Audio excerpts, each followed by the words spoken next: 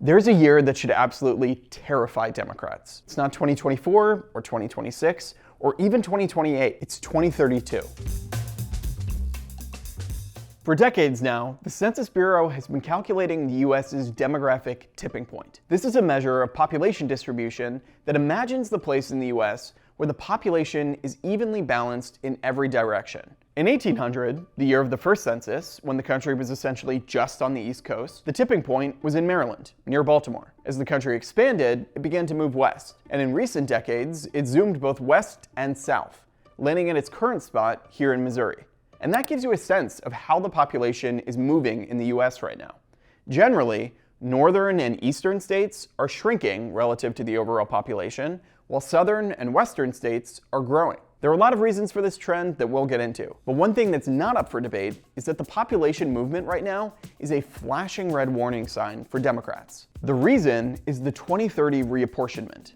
Every 10 years, the US conducts a census. One big thing done with that data is the recalculation of how many seats each state gets in the House of Representatives and how many votes it gets in the Electoral College. And those numbers move in tandem. If you gain 2 House seats, you gain 2 electoral votes. If you lose a House seat, you lose an electoral vote. So population growth, population shifts, where people are choosing to move to and settle down, that all matters a ton to the political landscape. And right now, it's not really a question of who's winning. Democratic states are losing population, and Republican states are gaining. Here's one way to think about it. In 2020, Joe Biden won a 306 to 232 victory in the Electoral College. Then, after 2020, the census was finished and representation was reallocated for the 2022 midterms and 2024 presidential election.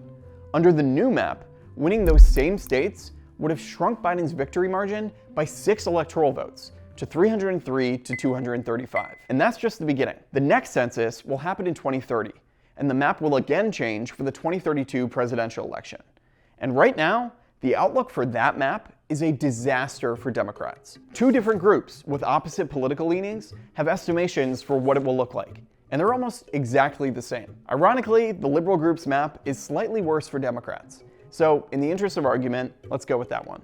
This is what reapportionment is on track to look like in 2030. Blue states like California and New York shedding House seats and electoral votes, and red states like Texas and Florida gaining 4 new electoral votes and House seats each. For an example of how much that could shift the map, in 2024, Donald Trump won a 312 to 226 victory in the Electoral College. Under this projection, the exact same state and vote breakdown would swell that margin by 20 electoral votes to 322 to 216. Now, these projections this far out usually don't turn out to be completely accurate, and they're usually not quite as dramatic as they appear, but they are almost always directionally correct. They're right about the way the wind is blowing. And right now, the wind is absolutely blowing away from Democratic-controlled states and towards Republican-controlled ones. And it's worth asking why. To start, it's worth clarifying that states very rarely actually lose raw numbers of people. In the 2000 census, not a single state had fewer people living in it than in 1990. In 2010, only Michigan had seen its population drop, and it had just seen its economy decimated by the near death of the auto industry. And in 2020, the only states that actually saw a real population decline from 2010 were West Virginia, Mississippi, and Illinois. So overwhelmingly, when we talk about states shrinking or losing population, we almost always actually mean growing, but slower than the rest of the country. It's also worth remembering that these kinds of population shifts rarely happen in one 10-year stretch, or because of one governor or bad decision. They're almost always long-term, decades-long trends. For example, there are only 5 states that have lost electoral votes and House seats in every census since 2000: Illinois, Michigan, Ohio, Pennsylvania, and New York. Over the past 30 years, every one of them has had Republican and Democratic governors and Republican and Democratic legislatures. 2 are now deep blue, 1 is deep red, and 2 are purple. So what do they have in common? Well, they're the exact states that make up the Rust Belt.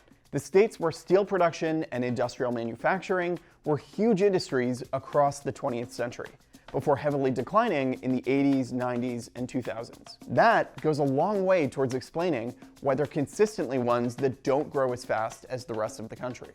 That doesn't mean those states made perfect decisions, but it does mean that before jumping to big conclusions about anyone in office now, it's important to remember that big, national, years old, sometimes decades old forces can shape these dynamics. With all that being said, the overall trend here is hard to ignore. The red areas of the country are becoming a bigger and bigger share of the pie. And it gets to a flashing red problem for Democrats, both for their political survival and brand identity. For the most part, it is expensive as hell to live in a blue area governed by Democrats. The data is clear. 8 of the 10 states with the highest rent prices are solid blue states. And 8 of the 10 states with the highest cost of living index are also solid blue states. Now, there is some important nuance here. One thing to note is that a higher cost of living can actually correlate to economic well-being and prosperity. The states with the lowest overall cost of living also have some of the highest poverty rates. Part of why you can get away with charging people a lot for a beer in Massachusetts or an apartment in New York is that people have money and want to spend it there. Theoretically, that's good. That's what you want in an economy. But it's also true that most people are not rich. Most people aren't white-collar professionals. Most people aren't even college graduates. And having a high GDP or on-paper prosperity doesn't mean much when most people can't afford their lives. So why are blue cities and states in such an affordability crisis right now? Well, to start, obviously, we're all thinking it, 1, 2, 3, taxes. It's just a fact that Democratic-controlled states tend to impose higher tax rates. Sometimes that means taxes that some GOP states don't even have, like the income tax. Sometimes that just means higher taxes on gas, or plastic bags, or cigarettes. Culture is another part. By now, it's clear that COVID and 2020 presented a particular challenge for blue states and cities, many of which took a much softer approach to urban disorder and unrest and are still trying to reverse the damage. On a lot of stuff, Democrats also just tend to be more lax or more compassionate, depending on your point of view. The upside might be that a homeless person is treated with more dignity, or you won't get thrown in jail just for having a bag of marijuana. But the downside might be that now a public park is inaccessible to families wanting to use it, or people are doing hard drugs on the street without the law intervening, which isn't actually compassionate to anyone. So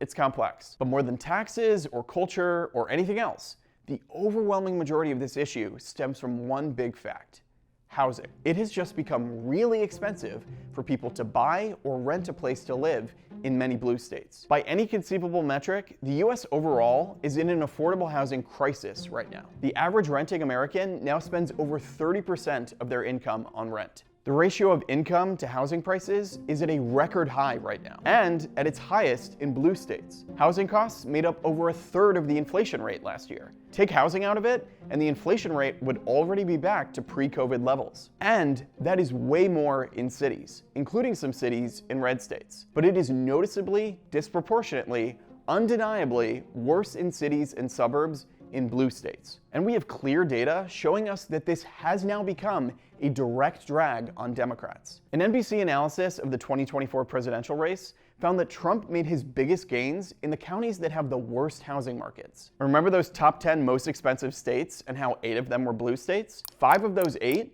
were also in the 10 states that swung the most towards Trump in 2024. And even when people don't move out of a blue city or state, the people that stay are increasingly reacting to the high cost of living by losing faith in the Democratic Party.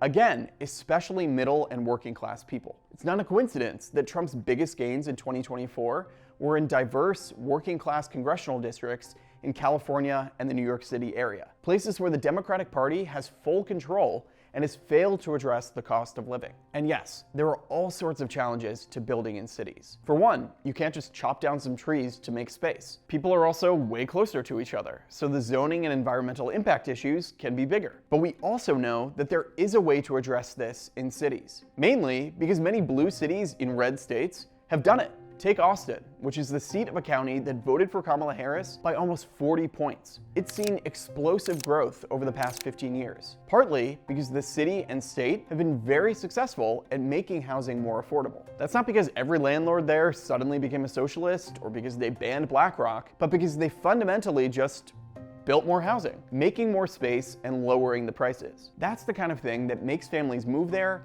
companies open there, students stay there. And remember, each one of those people is a tiny little piece of building another electoral vote every 10 years. By contrast, cities like New York and LA and San Francisco and Boston are in an absolutely different spot. It is simply incredibly expensive to live there. And at a certain point, a lot of people especially people who don't get to work fancy white-collar college degree jobs, just give up. Take California. Polls have repeatedly found that the overwhelming reason people cite for leaving or wanting to leave California isn't wokeness or not enough gun freedom or whatever. It's cost. And the irony of all of this, of course, is that the Democratic Party sees its political power decrease when fewer people live in the states that it controls. But it is the policies of its own politicians which are preventing more people from living in them. Now, there are a lot of complex reasons for why that is that people smarter than me have reported and written about a lot. From zoning rules that are really hard to change, to decades-old laws or constitutional amendments that create big barriers, to the real estate lobby wanting to keep prices high. And there are people in both parties that do want to do something about this. Not every politician is the same. Some Democrats, like Colorado Governor Jared Polis, have made this their centerpiece issue. And not every Republican area is somehow perfect. Miami, a red dot in a red state, is super expensive. And many GOP-controlled states still have a housing crisis. It's just at DEFCON 3 instead of DEFCON 1. But at the end of the day, before people vote at the ballot box, they vote with their feet. And it's undeniable that right now, they are voting against Democratic-controlled states. And if Democrats want to point to red states with abortion bans or low teacher pay and tell voters this is who Republicans are, Republicans have every right to point to homeless encampments and the unaffordable way of life in blue states and say this is who Democrats are. And that's the big issue for Democrats. This issue gets to the heart of their problems right now. They're losing votes, they're losing electoral power, and they're losing their credibility. Doing pro-growth policy doesn't always lead to more popularity or political power. But at this moment, for Democrats, the two are completely intertwined. Without more space for more people in the places that they control, their party will keep losing ground. And if they want to win again, they better start figuring it out. Quick. Doge, Trump, Elon, Democrats, if you want to see through the daily drama and see the big picture on politics in the years ahead, hit that subscribe button and hit the bell so you know every time we post a video.